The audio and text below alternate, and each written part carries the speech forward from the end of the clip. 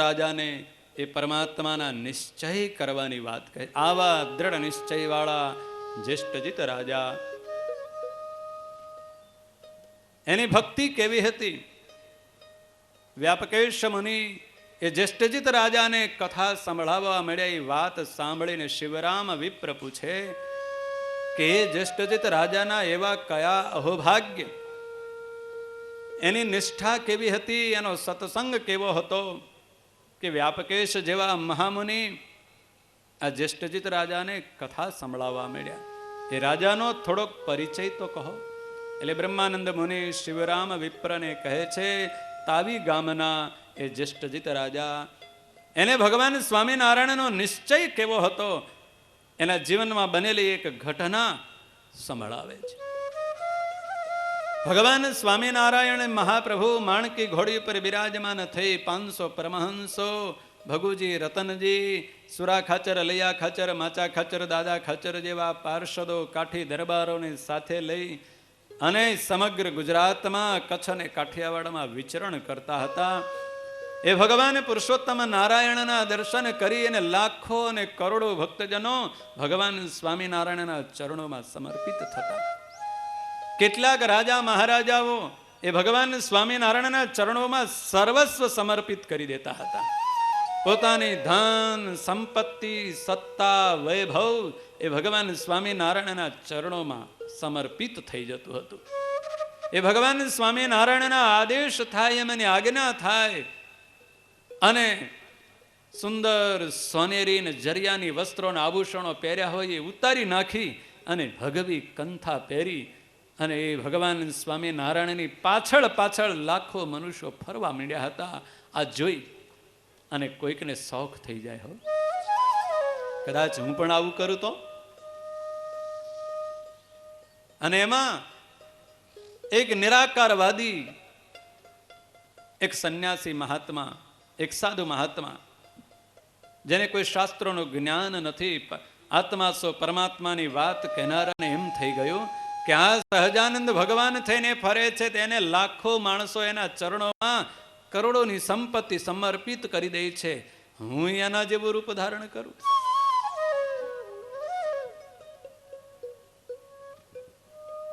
અને એ ભગવાન સ્વામિનારાયણના જેવી નટ જેમ વેશ ભજવે એ ભગવાન સ્વામિનારાયણના જેવી ક્યાંકથી ઘોડી લઈ આવ્યો, માથે પાઘ બાંધી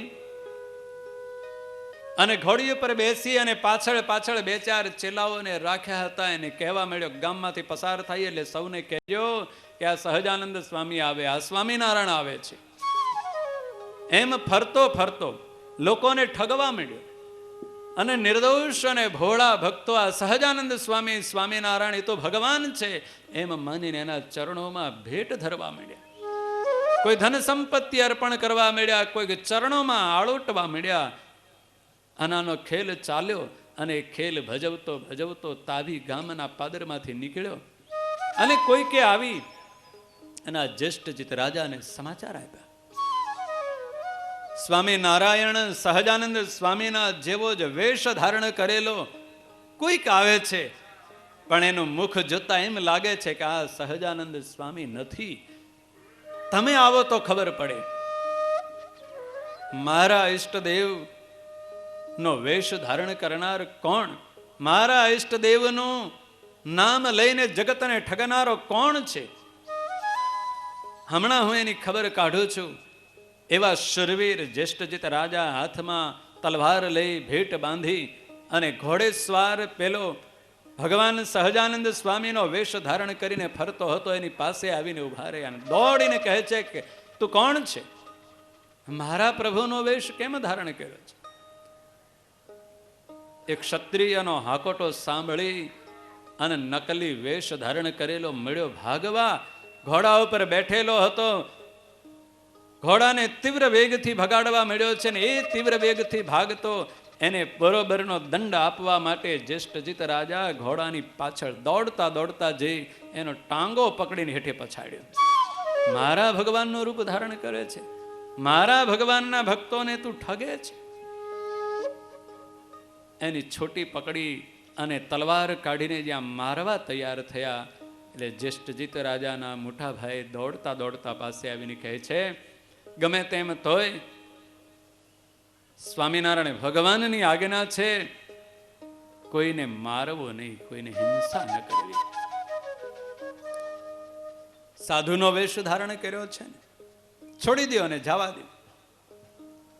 કડક શબ્દોમાં ઠબકો આપીને કાઢી મૂકનાર, ગમે તેવો હથેળીમાં બ્રહ્માંડ બતાડે એવો મળે, છતાંય ભગવાન સ્વામિનારાયણનો નિશ્ચયમાં ડગમગાટ ન થાય એવા દ્રઢ નિશ્ચય વાળા આ જ્યેષ્ઠજીત રાજા ભગવાન પુરુષોત્તમ નારાયણ એના દર્શન કરવા માટે, એ ભગવાન પુરુષોત્તમ નારાયણના નિશ્ચયનો દ્રઢતા કરવા માટે વિચરણ કરતા કરતા, તીર્થયાત્રા કરતા કરતા વ્યાપકેશ મુનિનો ભેટો થઈ ગયો.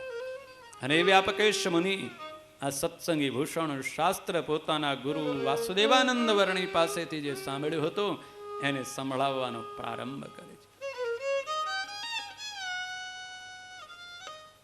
પરમાત્માના સ્મરણ રૂપ, પરમાત્માના ઐશ્વર્યોને યાદ કરવા રૂપ મંગલાચરણ કરી અને વ્યાપકેશ મુનિ જ્યેષ્ઠજીત રાજાને કહે છે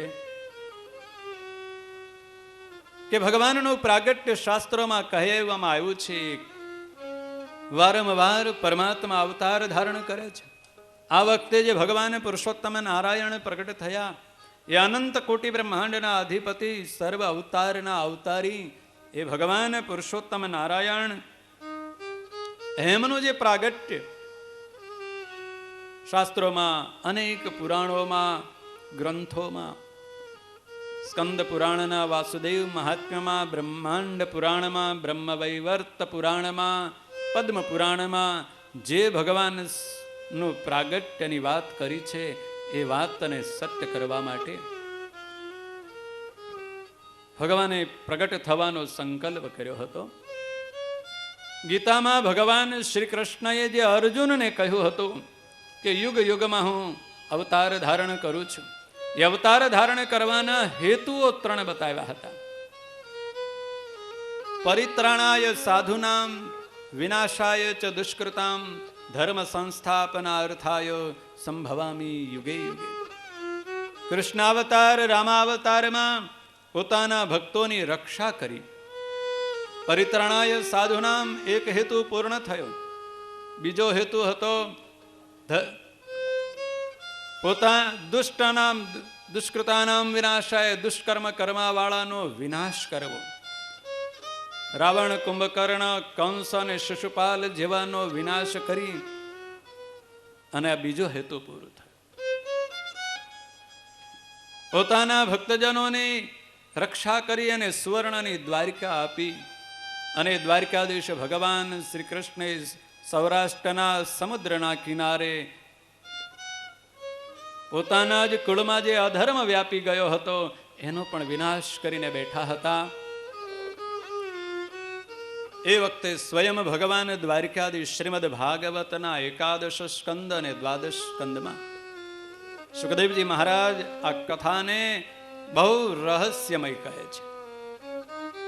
ભગવાન દ્વારકાધીશ જ્યારે પીપળાના વૃક્ષ નીચે બેઠા હતા ત્યારે સંકલ્પ કર્યો કે પરિત્રાણાય સાધુનામ, સાધુ પુરુષોની રક્ષા કરી, વિનાશાય ચ દુષ્કૃતામ, દુષ્કર્મ કર્મ કરવા વાળાની વિનાશ કરી નાખ્યો, પણ ધર્મ સંસ્થાપનાર્થાય, ધર્મની સંસ્થાપના કરવાનું.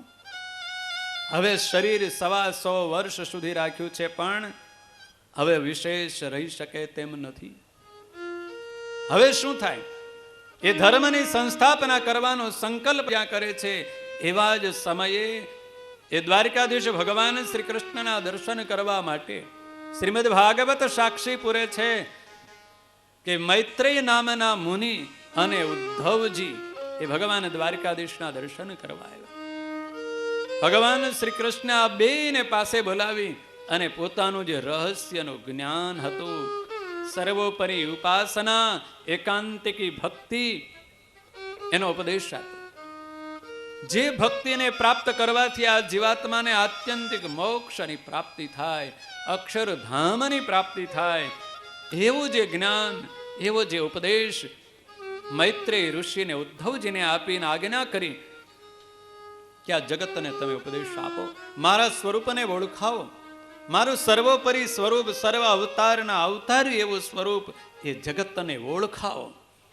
એ વખતે મૈત્રેય નામના ઋષિ કહે છે, પ્રભુ હું તો વૃદ્ધ થઈ ગયો છું, મારું શરીર જર્જરિત થઈ ગયું અને આ મોટી જબરજસ્ત જવાબદારી મારાથી વહન થઈ શકે એમ નથી. એટલે મહારાજ દ્વારકાધીશે મૈત્રેય ઋષિને એમ કહ્યું કે જગતના અસંખ્ય મનુષ્યોને ન આપી શકો તો મારો એક ભક્ત જે વિદુર, મને ભગવાન જાણે છે. દ્વારકાધીશ શ્રી કૃષ્ણ એ ભગવાન છે એવી ખબર છે, પણ હું કેવો ભગવાન છું, મારું જે સર્વોપરી સ્વરૂપ એને ઓળખી શક્યો નથી, એટલે એને ઓળખાવો. મૈત્રેય ઋષિ આજ્ઞાને સ્વીકાર કરી અને ઉદ્ધવજીને કહે છે કે હે ઉદ્ધવ, તારે તો જગત આખાને આ મારી ઉપાસના, મારી ભક્તિ એને સમજાવવાની છે, આ જવાબદારી તારી. શ્રીમદ ભાગવતનો તૃતીય સ્કંદ અને દ્વિતીય સ્કંદની જે કથાનો પ્રારંભ થાય એમાં આવે મૈત્રેય ઋષિ વિદુરજીને પરમાત્માના સ્વરૂપની ઓળખાણ કરાવી. એ જ કથા સુખદેવજી મહારાજ પરીક્ષિતને સંભળાવતા હતા. મૈત્રેય ઋષિની જવાબદારી પૂરી થઈ. ઉદ્ધવજીની જવાબદારીની વાત આવે. ઉદ્ધવજીને પરિસ્થિતિ એવી હતી, 114 વર્ષ સુધી જેની સાથે એક શૈયામાં એક ભાણામાં ભોજન કર્યું હોય, સાથે વિચરણ કર્યું હોય, એવા દ્વારકાધીશ શ્રી કૃષ્ણ છોડીને ચાલ્યા જાય અને એ વિયોગ અગ્નિમાં વિરહાતુર બનેલા ઉદ્ધવજી 11 વર્ષની ઉંમરે દ્વારકાધીશ ભગવાન શ્રી કૃષ્ણ મથુરામાં આવ્યા. ત્યારથી ઉદ્ધવજીની સાથે મિત્રતા હતી. ભગવાન શ્રી કૃષ્ણ અંતર ધ્યાન થયા ત્યારે 125 વર્ષની ઉંમર હતી. 114 વર્ષ સુધી ઉદ્ધવજી અને શ્રી કૃષ્ણ સાથે રહ્યા. એ અચાનક છોડીને ચાલ્યા જાય એટલે ઉદ્ધવજીની મનોદશા, એ વિરહાતુર આકુળ વ્યાકુળ ઉદ્ધવજી એ ભગવાન શ્રી કૃષ્ણએ આપેલો ઉપદેશ એને સંભળાવવા જ્યાં જાય અને પરમાત્માની ક્રીડા યાદ આવી જાય, એમની લીલા યાદ આવી જાય, એમનું સ્વરૂપ યાદ આવી જાય અને ઉદ્ધવજીનો કંઠ ભરાઈ જાય, બોલી ન શકે, મુખમાંથી અવાજ ન નીકળે. અને ઉદ્ધવજી આમ અને આમ કેટલાક વર્ષો સુધી પૃથ્વી પર ફરતા રહ્યા, પણ ભગવાનનું સ્વરૂપ કોઈને ઓળખાવી ન શકે. ઉદ્ધવજીને ચિંતા થઈ, પરમાત્માની આજ્ઞાનું હું પાલન નહીં કરી શકું તો મારું શું થશે? કોઈકની સહાય લઈ લો, કોઈકની મદદ લઈ લો. અને સહાય લેવા માટે, મદદ લેવા માટે ક્યાં જવું? કોઈ એવો સમર્થ હોય એની મદદ લેવા જવાય ને, શક્તિશાળી હોય એની મદદ લેવા જવાય. અને ઉદ્ધવજીને સ્વયં પરમાત્મા જ યાદ આવ્યા. પરમાત્મા સિવાય મને બીજું કોણ મદદ કરે? એ પરમાત્મા બદ્રિકાશ્રમ ધામમાં સદાય વિરાજમાન છે. આ જગતના કલ્યાણ માટે, અનંત જીવાત્માઓને પોતાના સ્વરૂપનું જ્ઞાન થાય એટલા માટે એકમેવ અદ્વિતીયમ બ્રહ્મ, એકમેવ એવા પરમાત્મા બે સ્વરૂપ ધારણ કરી અને નર અને નારાયણ સ્વરૂપે અલકનંદા ગંગાના કિનારે બદ્રિકાશ્રમમાં વિશાલા બોરડીના છાયા નીચે તપ કરે છે.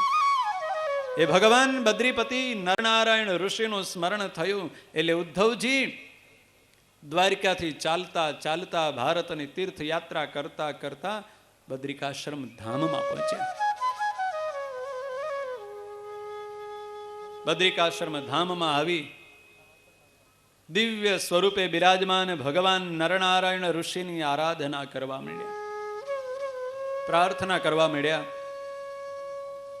અલકનંદા ગંગામાં નિત્ય સ્નાન કરી અને ઉદ્ધવજી ભગવાન નરનારાયણ ઋષિની બે હાથ જોડીને પ્રાર્થના કરે છે. ભગવાન સ્વામિનારાયણ એવું કહેતા કે અમે કોઈના ઉપર જલ્દી રાજીએ નથી થઈ જતા અને કોઈના ઉપર જલ્દી કુરાજીએ નથી થઈ જતા. ગમે તેટલો કોઈ અપરાધ કરે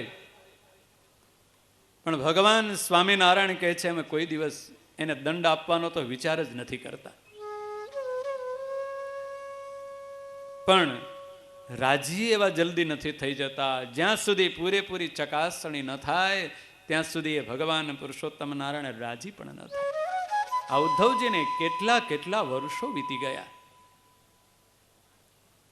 ભગવાન નરનારાયણ પ્રભુની પ્રાર્થના કરતા કરતા વર્ષોના વર્ષો વીતી ગયા.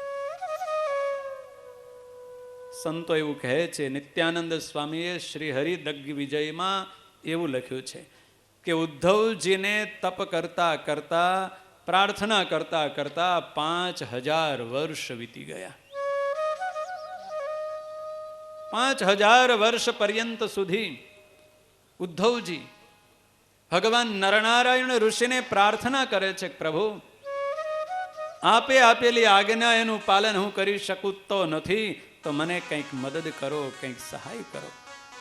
5000 વર્ષના અંતે ભગવાન નરનારાયણ ઋષિએ આંખ ખોલી અને ઉદ્ધવજી પર દ્રષ્ટિ કરી અને સંકલ્પ કર્યો કે હવે આ મારું જે કાર્ય છે એ કાર્યને પૂર્ણ કરવા માટે આ ઉદ્ધવની સાથે મારે પણ અવતાર ધારણ કરવો પડશે.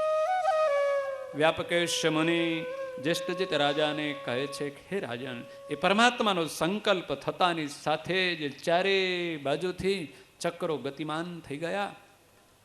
સમગ્ર ભારત વર્ષમાં રાજકીય પરિસ્થિતિ, સામાજિક પરિસ્થિતિ એવી બધી વિકટ હતી કે ભગવાનના ભક્તોને કષ્ટ પડતું હતું. ક્યાંય શુદ્ધ યજ્ઞો થતા ન હતા, ક્યાંય સાચો ધર્મ ન હતો, ક્યાંય સાચો ત્યાગ ન હતો, ક્યાંય સાચો વૈરાગ્ય ન હતો. ત્યાગ અને વૈરાગ્ય હોય તો જગતને ઠગવા માટે, લોકોને ભરમાવવા માટે ત્યાગનું આડંબર, વૈરાગ્યનો ડામાડોળ, એ દંભ અને આડંબરનું સામ્રાજ્ય વ્યાપી ગયું હતું. એ વૈરાગ્યની પાછળ, ત્યાગની પાછળ ધન, સંપત્તિ અને સત્તાની લોલુપતા હતી. મોટા મોટા વિશાળ ત્યાગની પાછળ અને વૈરાગ્યની પાછળ મોટા મોટા મઠો અને મંદિરો અને સંસ્થાઓ ઊભી થવા મળી હતી. અને જગતના ભોળા લોકોને છેતરવાનું મોટામાં મોટું ષડયંત્ર ચાલતું હતું. ઋષિ મુનિઓ અને ભગવદ ભક્તો ચિંતાતુર બની ગયા હતા. આ જગતના જીવનું કલ્યાણ કેમ થાય? એ ચિંતાવાળા હજારો મરીચી આદિક મહામુનિઓ અને તપસ્વીઓ એ ભગવાન નરનારાયણ દેવને પ્રાર્થના કરવા માટે બદ્રિકાશ્રમ ધામમાં એકઠા થવા માંડ્યા. 88,000 ઋષિ મુનિઓ ભગવાન નરનારાયણ દેવની પાસે આવી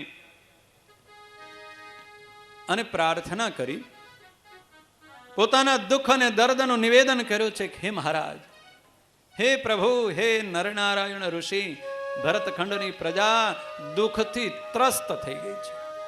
પાહિમામ પાહિમામ કરીને આપને પોકારે છે. આત્મશ્રેયનું સાધન, કલ્યાણનું સાધન, મોક્ષનું સાધન આ ભરતખંડની પ્રજા પાસેથી ઝૂંટવાઈ ગયું છે. ચારે બાજુ અધર્મ વ્યાપી ગયો છે. મરીચી આદિક, શતાતપ, ગૌતમ, ગૌભીલ આદિક 88,000 ઋષિ મુનિઓ એ ભગવાન નરનારાયણ દેવના દર્શન કરીને આવું નિવેદન કરવા માટે આવ્યા છે. પરમાત્માને જ્યાં પ્રાર્થના કરે છે એવા જ સમયમાં ભગવાન નરનારાયણ ઋષિના માતા પિતા ધર્મ અને મૂર્તિ દેવીને સમાચાર મળ્યા છે કે ઋષિ મુનિઓ આવ્યા છે, સંત મહાત્માઓ આવ્યા છે, યોગીઓ આવ્યા છે, તપસ્વીઓ આવ્યા છે, તો ચાલો આપણે એમના દર્શન કરવા જઈએ. ધર્મ અને મૂર્તિ ભગવાન નરનારાયણ પ્રભુની પાસે જ્યાં 88,000 ઋષિ મુનિઓની આવે વિશાળ સભા ભરાઈને બેઠી હતી અને ભગવાન નારાયણ ઋષિ સૌ મહાત્માઓને, ઋષિ મહાત્માઓને સાંત્વના આપતા હતા. અને ધર્મ અને મૂર્તિ દેવી આવ્યા એટલે સૌએ ઊભા થઈને સ્વાગત કરી, સન્માન કરી. નર પરમાત્માએ આસન આપ્યું, ત્યાં ધર્મ અને મૂર્તિ બિરાજમાન થયા. એટલે ભગવાન નારાયણ ઋષિ પોતાના માતા પિતા, ધર્મ અને ભક્તિ દેવીને આ બધા ઋષિ મુનિઓની વેદના, એમનું જે દર્દ હતું, એમનું જે દુઃખ હતું, એ કહેવા માંડ્યા કે આ શતાતપ નામના ઋષિ, આ મરીચી નામના ઋષિ, આ ગૌતમ નામના ઋષિ, આ ભરદ્વાજ ઋષિ એ ભરતખંડની પ્રજાના શું શું સમાચાર લઈને આવ્યા છે. એ ભગવાન નારાયણ ઋષિના મુખમાંથી નીકળતી અમૃતમય વાણી આ બધા જ ઋષિ મુનિઓ હૃદય પુલકિત જેના થઈ ગયા છે, ગદગદ કંઠ થઈ ગયેલા ઋષિ મુનિઓ સાંભળે છે કે આપણી વાત ભગવાન નરનારાયણ સુધી પહોંચી. હવે જરૂર ભગવાન નરનારાયણ ઋષિ આપણા દુઃખના અંત લાવવાનો કંઈક ઉપાય આપણને બતાવશે. સાંભળવામાં તન્મય હતા. એવા જ સમયે ભગવાન નરનારાયણ ઋષિની ઈચ્છાથી કૈલાસમાં સમાધિમાં બેઠેલા દુર્વાસા નામના ઋષિને સમાધિ તૂટી. એકદમ સમાધિમાંથી જાગ્યા. સમાચાર મળ્યા છે કે ધર્મારણ્ય ક્ષેત્રમાં ભગવાન નરનારાયણ ઋષિના દર્શન આજે થાય છે. ભગવાન નરનારાયણ ઋષિના દર્શન થાય અને હું બેસી રહું? મારે પણ ભગવાન નરનારાયણ દર્શન કરવા જવું છે. એટલે સમાધિમાંથી ઊભા થઈ અને દસમસતા દુર્વાસા મુનિ એ વિશાળા નીચે બેઠેલા ભગવાન નરનારાયણ ઋષિના દર્શન કરવા વિશાળ સભા ભરાઈને બેઠી હતી, આવીને ઊભા રહી ગયા. નારાયણ મુનિના મુખમાંથી નીકળતા અમૃત વચનોને સાંભળવામાં તન્મય થઈ ગયેલા ઋષિ મુનિઓ, દુર્વાસા ઋષિ આવ્યા છે એના સમાચાર કોઈને ખબર ન પડી. દુર્વાસા મુનિ સાક્ષાત ક્રોધનું સ્વરૂપ. સભામાં કોઈ આવકાર ના આપ્યો, કોઈ આસન ના આપ્યું, કોઈ આવો અને બેસો એમ ન કહ્યું, અને દુર્વાસા મુનિનો પિત્તો ગયો. આ જગતના જીવની પણ આવી જ દશા થાય. હો, કોઈ આગળ બેસવાનું સ્થાન ન આપે એટલે આવી બન્યું, કોઈ આવો એમ ન કહે એટલે આવી બને, કોઈ ચા પાણીનો ભાવ ના પૂછે, કોઈ જમવાનો ભાવ ના પૂછે, કોઈ ઉતારાનો ભાવ ન પૂછે, એટલે આ જગતનો જીવ ધુઆ પુઆ થઈ જાય. પણ અહીંયા રીત કંઈક જુદી હતી. જગતની અને ભગતની રીતમાં કંઈક ફેર હોય છે. જગતનો જીવ સ્વાર્થ માટે ધુઆ પુઆ થઈ જાય અને સંત મહાત્મા પરોપકાર માટે ધુઆ પુઆ થઈ જાય. દુર્વાસા મુનિ આકુળ વ્યાકુળ થઈ ગયા, ક્રોધાયમાન થઈ ગયા કે આ લોકો શું સમજે છે? આ ધર્મ ક્ષેત્ર કહેવાય છે, ધર્મારણ્ય કહેવાય, અને અહીંયા જ ધર્મનો ભંગ, અધર્મનું આચરણ. સાધુ પુરુષ આવે એનું સન્માન ન થાય, એનું નામ તો અધર્મ. એટલે આ બધા અધર્મીઓ છે. અધર્મીઓને દંડ દેવો એ સમર્થનો ધર્મ છે. હું સમર્થ છું એટલે આને દંડ દેવો જોઈએ. એટલે દુર્વાસા મુનિએ હાથ ઊંચો કરી અને સમગ્ર સભાને શ્રાપ દેવા માંડ્યા કે હે સભાજનો, આ ધર્મારણ્ય ક્ષેત્રમાં તમે અધર્મનું આચરણ કરો છો, અને અધર્મીઓને તો દંડ જ જોઈએ, એને તો દુઃખ જ પડવું જોઈએ. એટલે મૃત્યુ લોકમાં જઈ, ભરતખંડમાં જઈ અને મનુષ્ય જન્મ ધારણ કરીને અસુરોના ત્રાસથી કષ્ટને ભોગવ્યું. દુર્વાસા મુનિના કઠોર શબ્દો સાંભળી અને એકદમ સાવધાન થઈ ગયેલા બધા જ ઋષિ મુનિઓ આખુડ વ્યાકુળ ભયભીત થઈ ગયા. હવે શું થશે? બચવા આવ્યા હતા આ ભગવાન નરનારાયણ ઋષિની પાસે, અમે બચવા આવ્યા હતા, કંઈક બચાવનો ઉપાય શોધવા આવ્યા હતા, એના બદલે આ તો ભયંકર શ્રાપ મળ્યો. દુઃખી દુઃખી થઈ ગયેલા એ ઋષિ મુનિઓને જોઈ અને ભગવાન નરનારાયણના પિતા ધર્મ ઋષિ હૃદયમાં ધીરજ ધારણ કરીને ઉભા થયા. બે હાથ જોડી દુર્વાસા મુનિને કહે છે, ગુરુ મહારાજ, તમે તો મારા ગુરુ છો,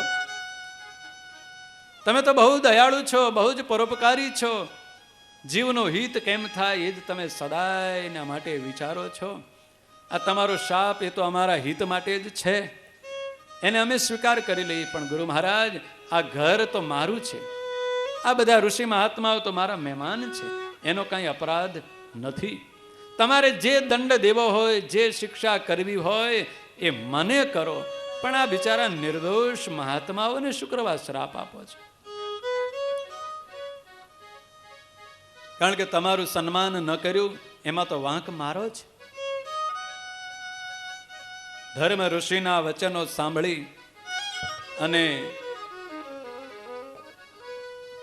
દુર્વાસા મુનિનું હૃદય કંઈક કોમળ થયું.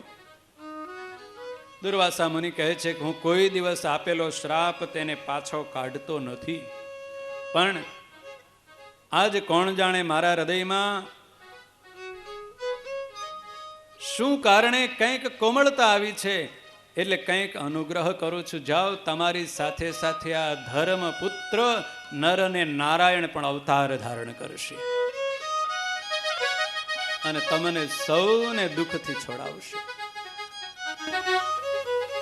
દુર્વાસા મુનિ આટલું કહીને વિદાય થઈ ગયા. ભગવાન નારાયણ ઋષિ સૌને સાંત્વના આપે છે.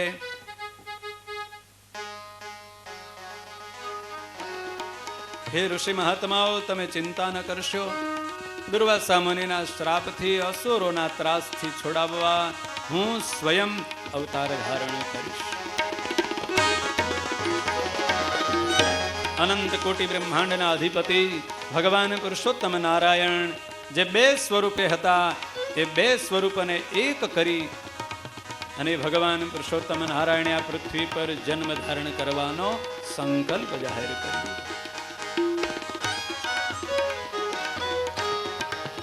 ધર્મ અને મૂર્તિને આજ્ઞા કરી, તમે ઉત્તર કૌશલ દેશમાં સરયુ ગંગાના કિનારે પવિત્ર બ્રાહ્મણ કુળમાં જન્મ ધારણ કરો અને હું તમને જ માતા પિતા બનાવીશ.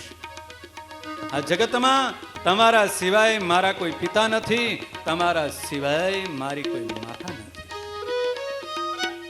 પરમાત્માના માતા બનવું હોય, પરમાત્માના પિતા બનવું હોય તો ધર્મ પરાયણ બનવું. જ્યાં ધર્મ હોય ત્યાં ભક્તિ આવે અને જ્યાં ભક્તિ હોય ત્યાં ધર્મનું આગમન થાય.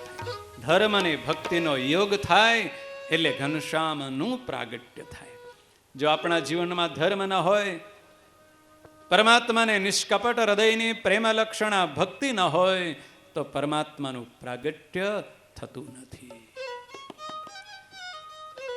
ભગવાન નારાયણ ઋષિએ 88,000 ઋષિ મુનિઓને આજ્ઞા કરી કે તમે ભારત વર્ષમાં જાઓ, પવિત્ર કુળમાં પવિત્ર એવા ભગવદ ભક્ત માતા પિતા શોધી અને યથા યોગ્ય જ્યાં તમને ઠીક લાગે ત્યાં જન્મ ધારણ કરો. એ મરીચી મુનિ, શતાતપ મુનિ, ભરદ્વજ મુનિ, ગૌતમ મુનિ, આ બધા જ મહાન તપસ્વી ઋષિ મુનિઓને પ્રભુની આજ્ઞા થઈ અને સૌ નીકળી પડ્યા છે માતા પિતાની શોધ કરવામાં. સમગ્ર ભારત વર્ષમાં જેને જ્યાં જ્યાં યોગ્ય માતા પિતાની પ્રાપ્તિ થઈ ત્યાં જન્મ લેવાનો વિચાર કર્યો. સૌ પ્રથમ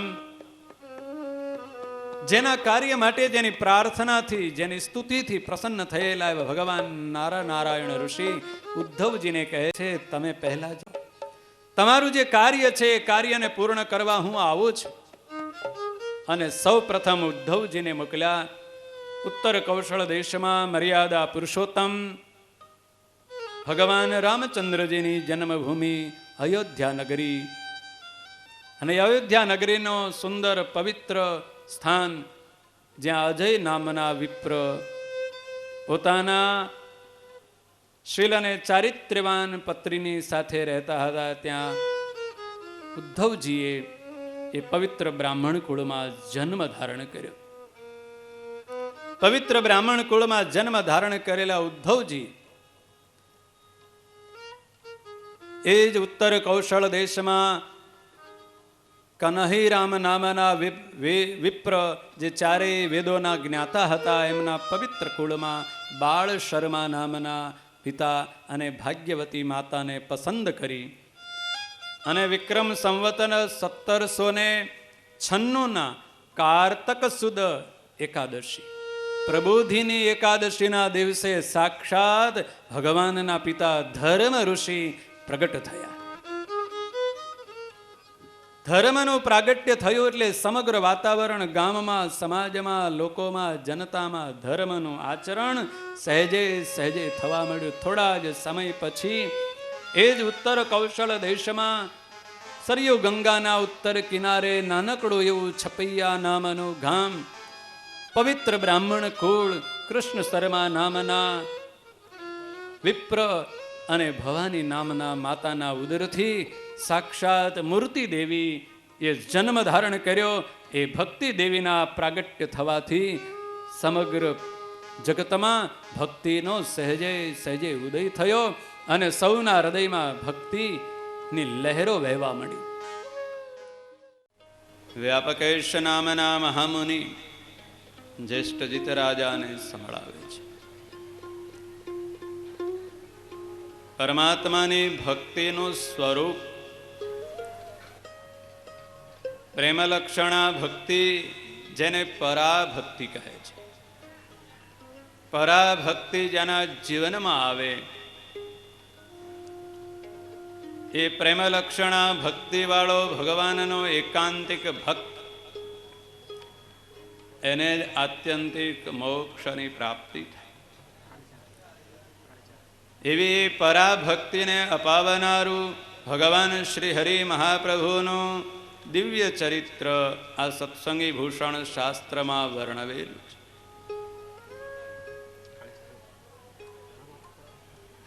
સ્વયં પરબ્રહ્મ પરમાત્મા ભગવાન પુરુષોત્તમ નારાયણે સૌ પ્રથમ આ બ્રહ્માંડમાં, આ પૃથ્વી ઉપર મનુષ્ય શરીર ધારણ કરી અનંત જીવાત્માઓને પોતાના દિવ્ય સ્વરૂપનું જ્ઞાન આપી અને આત્યંતિક મોક્ષની પ્રાપ્તિ થાય એટલા માટે જ અવતાર ધારણ કરવાનો નિર્ણય કર્યો છે. જ્યાં સુધી પરમાત્માના સ્વરૂપનું યથાર્થ જ્ઞાન આ જીવને ન થાય ત્યાં સુધી આત્યંતિક મોક્ષ જીવને મળતો નથી. ભગવાન નરનારાયણ સ્વરૂપે બદ્રિકાશ્રમ ધામમાં બિરાજમાન એ ભગવાન પુરુષોત્તમ નારાયણ એ નર અને નારાયણ બે સ્વરૂપે બિરાજમાન રહી અને તપ કરે છે. અને એ તપનું ફળ ભારત વર્ષમાં વસતા પોતાના આશ્રિતોને આપે છે. વેદોમાં એવું આવે છે કે ઋતે જ્ઞાનાન્ન મુક્તિ, પરમાત્માના સ્વરૂપનો, આત્મ સ્વરૂપનો યથાર્થ જ્ઞાન જ્યાં સુધી આ જીવાત્માને ન થાય ત્યાં સુધી મોક્ષ મળતો નથી.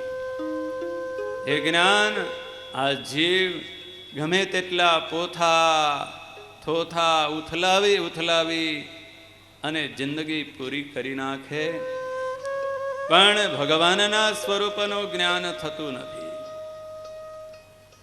જગતનું જ્ઞાન મેળવવા માટે આ જીવ આખી જિંદગી વિતાવી દે ત્યારે જગતના કંઈક રહસ્યોને કોઈક થોડુંક થોડુંક જાણે. કોઈ સારામાં સારો એન્જિનિયર થાય, કોઈ સારામાં સારો ડોક્ટર થાય, કોઈ સારામાં સારો વકીલ થાય. પણ એક જિંદગીમાં કોઈ ડોક્ટર કે વકીલ કે એન્જિનિયર કે સારો તત્વવેતા બધું જ એક મેળવી શકતો નથી. એક માંડ માંડ એક પાંખને મેળવી શકે.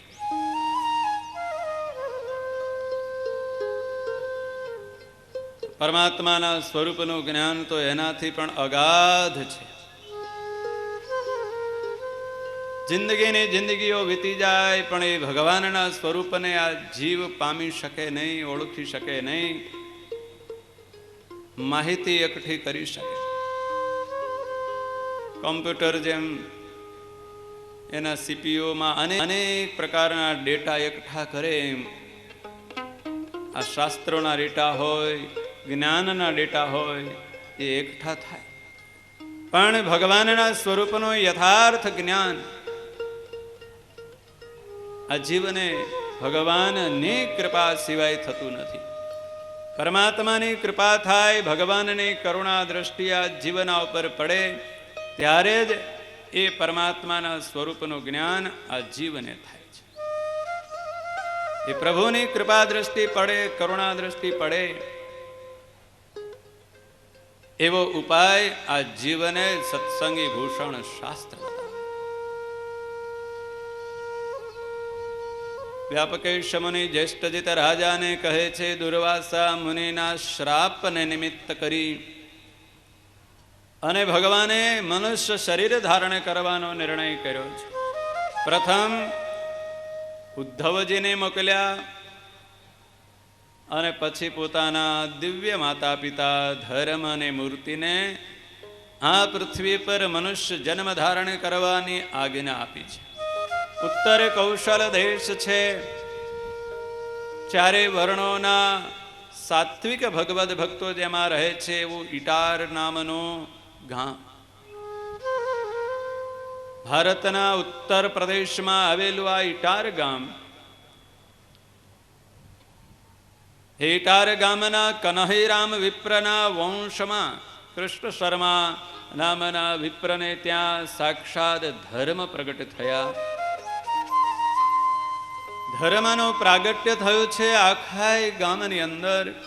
નાના મોટા સૌ બાળકોના, યુવાનોના, વૃદ્ધોના ને સ્ત્રીઓ ને પુરુષોના હૃદયમાં સહેજે સહેજે ધર્મ અને નીતિનું આચરણ કરવાની પ્રેરણા ઉત્પન્ન થવા મળી છે. ધર્મના આચરણની પ્રેરણા મળવા મળી છે એટલે વગર કીધે સૌ ધર્મનું પાલન કરવા મળ્યા. બાળ શર્માનો આ પુત્ર જન્મ, પુત્રની પ્રાપ્તિ થઈ છે. ભગવાનની કૃપાથી પુત્ર મળ્યો છે, પરમાત્માની કૃપાથી આ પુત્રની પ્રાપ્તિ થઈ છે. એટલે બાળ શર્માએ પુત્રનું નામ રાખ્યું છે હરિપ્રસાદ. આ તો ભગવાન હરિનો પ્રસાદ છે. એ હરિપ્રસાદ, બાળ હરિપ્રસાદ જ્યારથી જન્મ થયો છે ત્યારથી ધર્મની વૃદ્ધિ થવા મળી. ચારે બાજુ પૃથ્વી ઉપર સહેજે સહેજે ધર્મનું આચરણ થવા માંડ્યું છે. ધર્મવાન લોકો એની પ્રગતિ થવા મળી છે અને રક્ષા થવા માંડી. આ શુભ લક્ષણોને જોઈ અને આસુરી વૃત્તિવાળા અસુરોને શંકા પડી છે. એમને અપશુકનો થવા માંડ્યા. આસુરી વૃત્તિવાળા, આસુરી પ્રકૃતિવાળા, તમોગુણી અને ક્રૂર સ્વભાવના એવા અસુરોને અનેક પ્રકારના અપશુકનો થવા માંડ્યા છે. અસુરો બધા એકઠા થયા. આ લક્ષણ આપણા માટે સારા નથી. જેમ ચોમાસું નજીક આવે એટલે આકાશમાં વાદળાઓ આવવા મળે એટલે ખેડૂત સમજી જાય કે હવે ચોમાસું નજીક છે, વરસાદ વરસશે અને લીલા લહેર થઈ જશે. એની એ જગ્યાએ જો વાદળું દેખાય જ નહીં અને ધૂમ ધકતો તડકો તપતો હોય, વંટોળિયા વાતા હોય તો ખેડૂતોને ચિંતા થાય. એમાં અસુરોને ચિંતા થવા મળી. એક બાજુ લોકો ધર્મનું આચરણ કરવા માંડ્યા છે, બીજી બાજુ આપણને અપશુકનો થવા માંડ્યા છે. એટલે અસુરોનો સમુદાય એકઠો થયો અને વિચાર કરવા માંડ્યો, હવે શું કરવું? આ લક્ષણ તો એવું દેખાય છે કે આપણો વિનાશ નજીકમાં છે. આપણો વિનાશ નજીકમાં છે. વિનાશ થયા પહેલા જ આપણે કંઈક ઉપાય શોધી કાઢવો જોઈએ. ત્યાં કેટલાક અસુરોને એમ શંકા થઈ કે આપણો વિનાશ એ નારાયણ સિવાય બીજું કોઈ નહીં કરે. અને આ લક્ષણો દેખાય છે એ તો નારાયણને પ્રગટ થવાના લક્ષણો દેખાય છે. એટલે કેટલાક અસુરોએ ભેળા થઈ અને નક્કી કર્યું કે નારાયણનું પ્રાગટ્ય ક્યાં થશે? જન્મવા જેવું કઈ રહેવા દઈએ તો થાય ને. જન્મે એવું સ્થાન જ ન રહેવા દઈએ તો ક્યાંથી જન્મ ધારણ કરશે? નારાયણનું પ્રાગટ્ય જ્યાં ધર્મ હોય, નારાયણનું પ્રાગટ્ય જ્યાં ભક્તિ હોય ત્યાં જ થાય.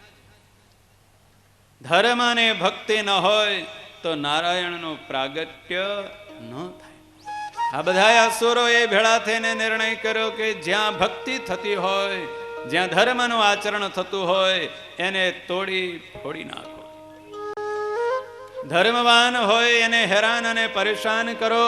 કોઈ ભગવાનની ભક્તિ કરતો હોય એના મંદિરને તોડી નાખવું, એની મૂર્તિને ફોડી તોડી નાખવી, એને હેરાન અને પરેશાન કરવો. આ અસુરોએ બધાય ભેળા થઈ વિંધ્યવાસીની દેવીની આરાધના કરી અને અસુરોનો અગ્રણી એવો કાળી દૈત્ય નામનો અસુર હતો, એને આ ધર્મનો વિનાશ કરવાની જવાબદારી સોંપી દીધી.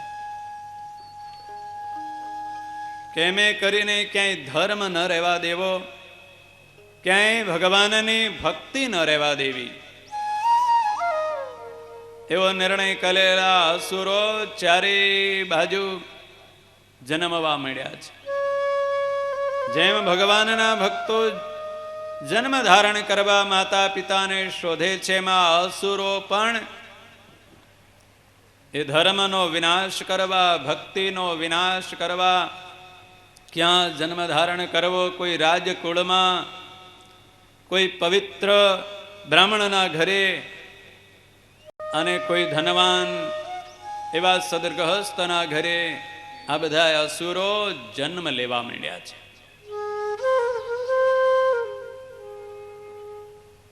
ધર્મની વૃદ્ધિ થાય એટલે અસુરોને ચિંતા થાય. ધર્મદેવ મોટા થયા છે. હરિપ્રસાદ વિપ્ર 5-7 વર્ષના થયા છે એટલે પિતા બાળ શર્માએ ઉપનયન સંસ્કાર કર્યા છે. વિદ્યાભ્યાસ માટે સારા વિદ્વાન એવા ગુરુની પાસે શતશાસ્ત્રોનો અભ્યાસ કરવા માટે હરિપ્રસાદ વિપ્ર એટલે ધર્મદેવને પિતા બાળ શર્માએ મોકલ્યા છે. થોડા જ સમયમાં સમગ્ર શાસ્ત્રોનું અધ્યયન કરી લીધું. પિતા બાળ શર્માને બહુ જ આનંદ થયો. મોટા મોટા વિદ્વાનોની સભા હોય, પંડિતોની સભા હોય, શતશાસ્ત્રોની ચર્ચા થતી હોય, ધર્મની ચર્ચા થતી હોય, એમાં યુવાન એવા ધર્મદેવ હરિપ્રસાદ વિપ્ર એને સૌ પૂછવા આવે.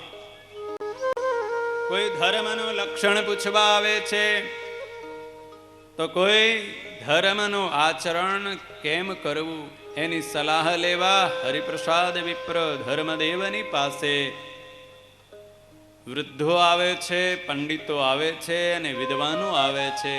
નગરના અગ્રણીઓ પણ આ બાળ શર્મા વિપ્રના પુત્ર હરિપ્રસાદની પાસે સલાહ લેવા આવે છે. ગામમાં, સમાજમાં અને પ્રાંતમાં, કુટુંબમાં હરિપ્રસાદ વિપ્રનો યશ અને કીર્તિ વ્યાપી ગયા છે. બાળ શર્માને ચિંતા છે કે આવો મારો પુત્ર ધર્મવાન છે, આ મારો પુત્ર આવો વિદ્વાન થયો છે, એને યોગ્ય કોઈ કન્યા જો મળે તો એને ગૃહસ્થાશ્રમમાં પ્રવેશ કરાવી દઈએ. જગતના જીવ માત્રને સૌને એવી ઈચ્છા હોય કે મારો પુત્ર મારા જેવો જ થાય. સૌને એમ જ હોય જેવો હું છું એવા જ સૌ થાય.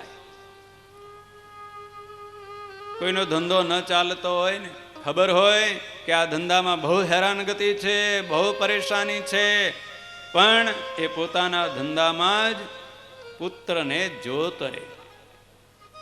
ગૃહસ્થાશ્રમીઓને એમ જ હોય કે આ સંસાર દુઃખરૂપ છે, સંસ્કૃતિનું કારણ છે. વારંવાર જન્મ ધારણ કરવો પડશે, મૃત્યુના મુખમાં વારંવાર જવું પડશે. છતાંય આ જીવનો સ્વભાવ,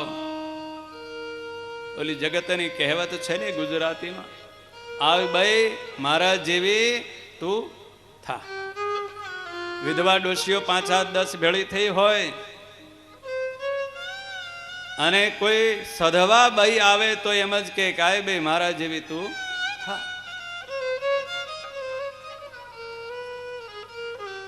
એમ સંસારનો જીવ એને એમ જ હોય કે આ સંસારમાં જલ્દી જલ્દી જોડી દઈએ, નહીતર વળી પાછો ક્યાંક આપણાથી વધારે સુખી થઈ જાય તો એને વળી પાછા ભગવાન મળી જાય, એને વળી પાછા પરમાત્માની પ્રાપ્તિ થઈ જાય.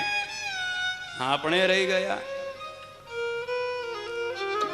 સ્વામિનારાયણ ભગવાન પૃથ્વી પર વિચરણ કરતા અનેક સંતો, પાર્ષદો, કાઠી દરબારો શ્રીજી મહારાજની સાથે હોય, ઘણીક વખત રમૂજ કરતા. વાતાવરણ એકદમ શાંત થઈ ગયું હોય, ગંભીર વિષયની ચર્ચા થઈ હોય, મહારાજે પોતાના સ્વરૂપનો એ તત્વજ્ઞાનના ઉપદેશની વાત કરી હોય, જ્ઞાન અને વૈરાગ્યની વાત કરી હોય, સૌ શૂન્ય મનસ્ક થઈ ગયા હોય તો મહારાજ આ બધાને ખુશ કરવા કંઈક રમૂજ કરે. સુરો ખાચર હોય કે બ્રહ્માનંદ સ્વામી હોય ને બોલાવે.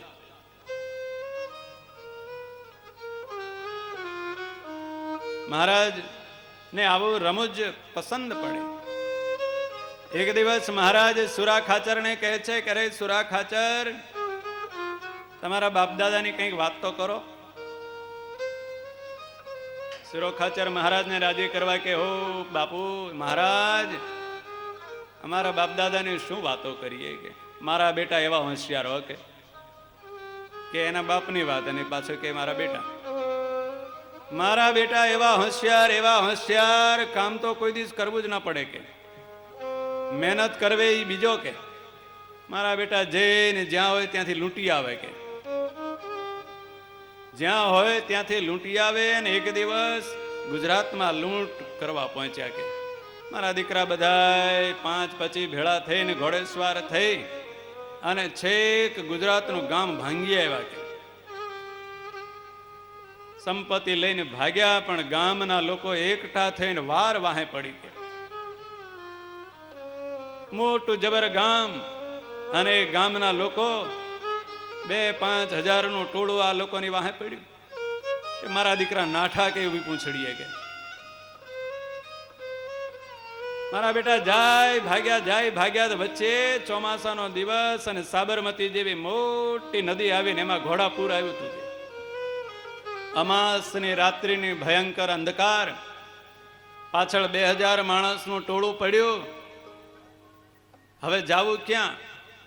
અને આ બધા કાંઠા, બધા દરબારો ભેળા થઈને, બધા બારવટિયાઓ ભેળા થઈને કર્યું કે હવે ક્યાં જશું? આ નદીમાં પડશું તો મરી જશું. પાણી કેટલું ઊંડું હશે? એક નબળો દુબળો કાઠી હતો, ટાવડું ઘોડું હતું, એને નાખ્યો, જોઈજો પડે અંદર કે કેટલું પાણી છે, કે જોઈ જોઈએ, કે જો સામે ભાગી જવાય હોય તો ભાગી જઈએ. અને આ કાઠી પડ્યો અંદર અંધારામાં, અને પાણી તો હે માથોડા ઢગ ચાલ્યું જતું, ધસમસતું પાણી ચાલ્યું જતું હતું ને તણાણો, કે એટલે મારા દીકરાએ નક્કી કર્યું કે હું એકલો મરું ને આ મારા બેટા બધા જીવતા રહે, એ કેમ હાલે? કે એટલે અંધારામાં પેલા પૂછે કે કેટલું પાણી ઊંડું છે? એટલે આ મારો બેટો એવું કહેવા માંડ્યો, કઈ હા કે ના કીધા વગર ઘોડાને પાણી પાવા માંડ્યો, કે તરો કે આ પાણી પીવે છે. પેલા જાણે કે આ તો પાણી પાય છે, કે ગોઠણ હમ પાણી છે, પડો. કે અને બધા આંખી ઊંચીને મારા દીકરા પડ્યા, કે મારા બેટા થયા સમુદ્ર ભેળા, કે કોઈ ન બચ્યું. કે મહારાજ કહે છે એલા તું કહે છો તારા દીકરા બધા સમુદ્ર ભેળા થયા, તું ક્યાંથી આવ્યો? કે તું ક્યાંથી પેદા થયો? એ તો કે એમ જ હોય.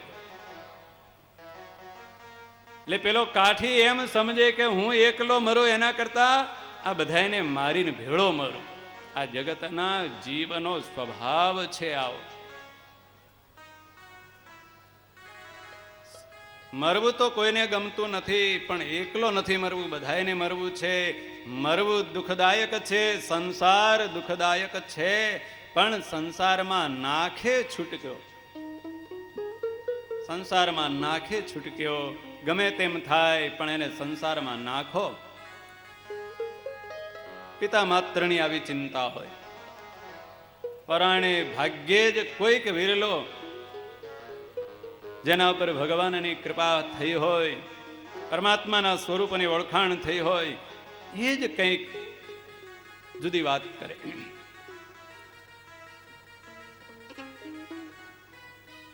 બાળ શર્માને પણ આ જ ચિંતા હતી, એ પણ પિતા જ હતા ને, કે મારા પુત્રને મારે જલ્દીથી જલ્દી વહેલામાં વહેલા સંસારમાં જોડી દે. ક્યાંક કન્યા મળે, સુપાત્ર કન્યા મળે, યોગ્ય કન્યા મળે તો આ મારો પુત્ર આવો વિદ્વાન છે, આવો ધર્મવાન છે, એના માટે